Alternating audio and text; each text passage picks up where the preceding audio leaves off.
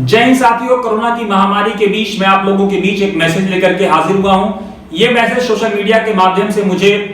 मोदी सरकार में शामिल केंद्रीय अल्पसंख्यक मंत्रालय के अधीन सेंट्रल वक्फ काउंसिल के एक सदस्य रईस खान पठान ने भेजा, जिनका संबंध गुजरात से है। वो कोरोना की महामारी के बीच किस तरह की पीड़ा, किस तरह के हैरेसमेंट, किस तरह के मानसिक तनाव से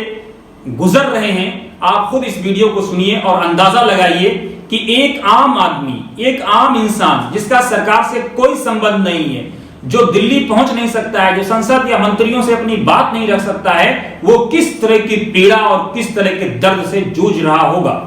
मेरा नाम रईस खान पठान है और मैं पिछले 5 साल से दिल्ली में रह रहा हूँ। मेरे 2 घर हैं, एक घर मेरा दिल्ली में है और एक घर जो है वो मेरा अहमदाबाद में है।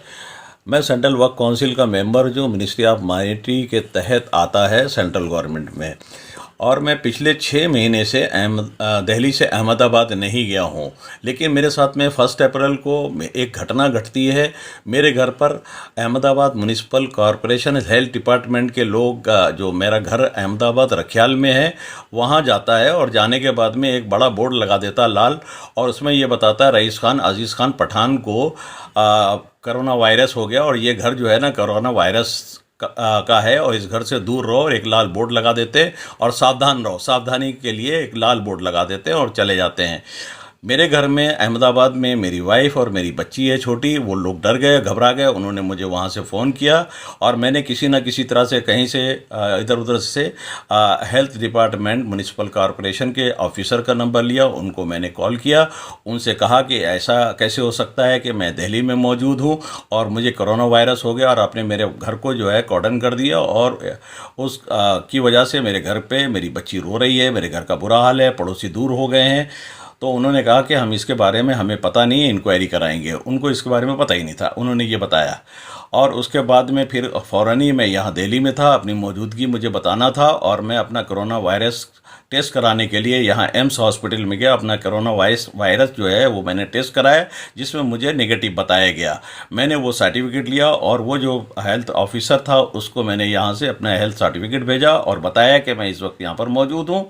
उसके बाद में उसने ये कहा कि मैं अपने लोगों को भेज रहा हूँ, और वो गलती से वहाँ पर लग गया और मैं आपका वो जो वहाँ पर बोर्ड वगैरह जो भी लगाया है वो हटवा देता हूँ। और कुछ देर बाद घर से मुझे फ़ोन आया कि वहाँ से कुछ म्यूनिसिपल कॉरपोरेशन के लोग आए थे हेल्थ डिपार्टमेंट के, और वो बोर्ड निकाल के ले गए।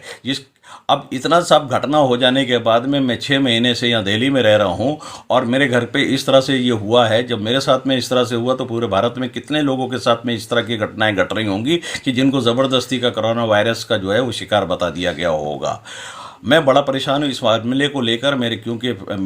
मुझे भी मेंटली बहुत ज़्यादा इसका इफेक्ट हुआ और बहुत ज़्यादा मेरा मेंटली मैं टॉर्चर हुआ हूँ एक तरह से देखा जाए, और मेरी फैमिली के लोग भी मेंटली टॉर्चर हुए हैं और पड़ोसी जो हैं वो हमारे घर से दूर हो गए हैं। और ये हाल है कि हमारे पड़ोसी हमारे घर में, हमारे घर आसपास में आने को तैयार नहीं है, और मैं यह दिल्ली में फंसा हुआ हूँ और दिल्ली से मैं अहमदाबाद जा नहीं सकता हूँ जब तक कि मैं अहमदाबाद ना जाऊँ, और जाने के बाद में मेरे घर वालों को तसल्ली ना दूँ, उनको तसल्ली नहीं होगी। और दूसरी बात यह है कि हेल्थ डिपार्टमेंट ने जो मेरे साथ में हरकत की है, मेरी इंक्वायरी किए बगैर मेरे घर पे जो उन लोगों ने इस तरह से हरकत करके और बोर्ड लगा दिया और मुझे कोरोना वायरस का शिकार बता दिया है, मैं इसके लिए हेल्थ डिपार्टमेंट को नोटिस दूंगा और उनसे इसका जवाब मांगूंगा। मेरी आपसे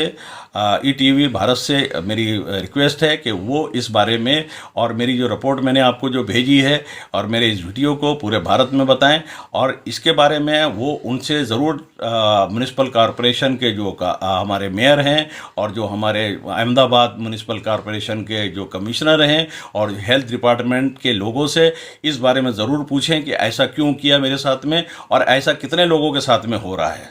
जय हिंद, जय भारत।